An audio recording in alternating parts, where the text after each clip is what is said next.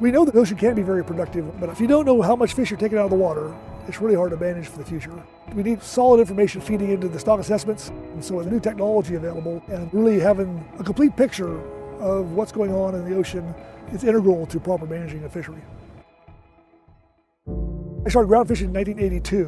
We had too many boats entered the fishery during that time period. By 1999-2000, pretty apparent that stocks were in pretty bad shape.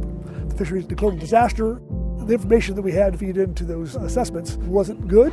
It was a pretty dark time in the fishery as far as way too many boats chasing way too few fish. Keeping fisheries sustainable really comes down to making sure that we have good data, good science that goes into the management. We wanted to do something different and basically have full accountability and complete the circle of information in to give you the right number of fish taken out. And one of the ways is catch monitoring. The fisheries regulator would typically require an observer on board. They would look at the catches, they would note down what's happening, make sure that what's coming in from the net is being properly accounted for. They record it, they bring those logs back. Sometimes it takes months or even longer to get that data into the management system. The biggest opportunities with electronic monitoring is to move more of that to real time. The marine technology space is changing very rapidly.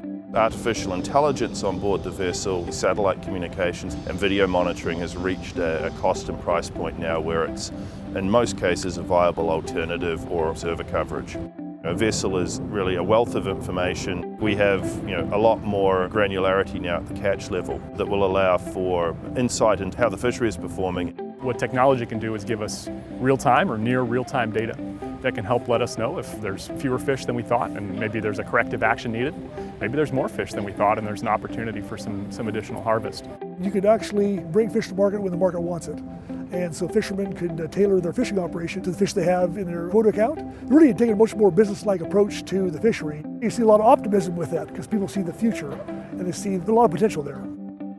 Accountability is one of the biggest drivers of innovation. There's an opportunity for smart boats or networked vessels with sensors and various emerging technologies to really help us give a better understanding of the state of the ecosystem. What's happening out there? What are some of these triggers that are key to productive cycles? It is a complex system and there's a lot left to learn. Technology is finally catching up in the fishing industry, and so you have a fresh outlook, I think, from the people in the fishery right now.